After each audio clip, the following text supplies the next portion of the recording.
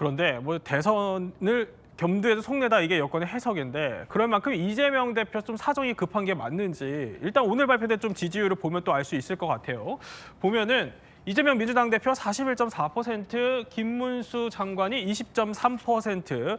뭐 이 대표가 김문수 장관을 상대로 거의 2배 가까이 이제 일단은 높은 수치인데 그런데 이남희 기자, 사실 대선은 뭐 범여권 합치는 빅텐트 대결 아니겠어요? 그걸 보면 어때요? 최종 후보가 누가 선택돼서 어떻게 결집하냐가 핵심이잖아요. 예. 아까 지지율은 굉장히 더블 스코어 차이가 나는 것 같지만 결국은 범여권 후보를 합친 지지율과 범야권 후보를 합친 지지율이 거의 지금 오차 범위 내로 팽팽하게 지금 접전을 벌이고 있는 거거든요. 예. 결국은 지금 범여권 후보 지금 누가 압도적으로 될지는 좀 더 지켜봐야 되는데 만약 여기서 이제 한 명이 선정이 되면은 그때는 서로 결집을 할 것이기 때문에 예. 이재명 대표가 안심을 하고 있을 수만은 없는 상황인 거죠.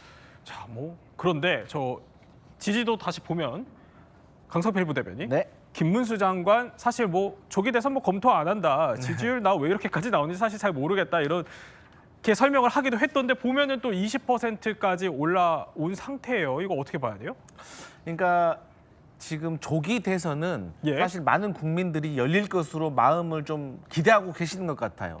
그렇게 되면은 당연히 조기 대선에 맞춰서 조기 결집이 될 것이고 조기 결집은 강성 지지자들로부터 시작을 합니다. 근데 강성 지지자들은 사실 또 강성 정치인을 좋아합니다. 그런 차원에서 봤을 때 김문수 노동부 장관이 지금 거론되고 있는 여권 후보들 중에서는 예. 확실하게 선을 그을 수 있는, 근데 어떤 선을 그을 수 있냐, 제가 예상하건대 김문수 후보는 지금 여권에서 거론되는 후보 중에 유일하게 비상계엄이 잘못된 것이 아니다. 네. 그리고 윤석열 대통령 탄핵 잘못된 것이다. 이렇게 주장할 수 있는 유일한 후보인 것 같아요. 네. 그럼 이제 문제는 뭐냐면 저 중에서 다소 중립적인 성향이 있는 오세훈 후보는 어떤 스탠스를 취할 것인지, 그리고 그 대척점에 있는 한동훈 대표는 어떤 스탠스를 취할 것인지 두고 여권끼리 분열을 할 수 있는 상황도 벌어질 수 있다. 네. 그렇게 보여집니다.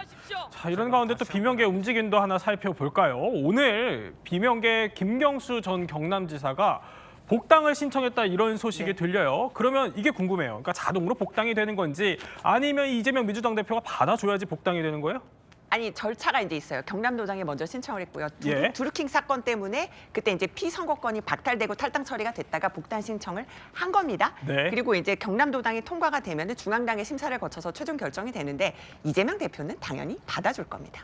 그렇군요. 왜냐? 네. 통합해야 된다는 메시지를 갖고 있기 때문이죠. 당연히 받아줄 거다. 받아줄 겁니다. 예. 예. 자, 야권의 최대 잠룡의 고민이 깊어지고 있는데요. 그런데 조금씩 뭉치는 비명계 움직임에 야권 원로죠. 김부겸 전 총리도 한마디 얹었습니다. 듣고 이야기 나눠보겠습니다. 뭐 김경수 전 지사가 한 그런 얘기라든가 예. 또 임종석 전 실장이 한 그런 비판 같은 정도는 충분히 받아내서 민주당의 그동안 생명이 뭡니까? 결국은 포용성, 다양성, 뭐 민주성 이런 거였잖아요.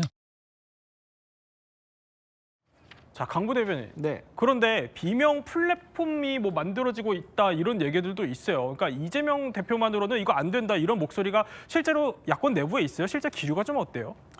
사실 언제나 비명계는 있습니다. 사실 예. 우리 정당사를 보면 지금의 민주당 말고도 국민의힘도 항상 주류와 비주류가 공존을 했고 저희 민주당도 마찬가지인 겁니다. 이제 의회 이제 특이한 사항은 사실 저희 민주당 같은 경우는 친노 그리고 친문으로 이어지는 이런 주류 세력에서 어떻게 보면 이재명 대표 같은 경우는 비노에 속했던 사람들인데 네. 비노가 지금 주주가 된 거죠. 비친명이라는 것으로. 그런 차원에서 비명계에서도 계속해서 목소리를 내고는 있는데 결국에는 많은 지지자 그리고 당원들은 누가 이 비상계엄 이후에 탄핵에 대해서 제대로 된 목소리를 낼 수 있는지, 그리고 누가 확실하게 정권 교체를 이뤄낼 수 있는지가 사실 저희 지지자들에게는 관건일 것입니다. 그런 차원에서는 아직까지는 이재명 대표의 영향력을 조금 넘어서기는 어려운 상황이 아닌가. 하지만 이재명 대표의 공직선거법 2심과 관련된 어떤 결과들, 그리고 예. 지금 중도층에 대해서 어떤 민주당에 대한 어떤 이탈, 이런 것들이 향후에 조금 지켜볼 일이다, 이렇게 보여집니다.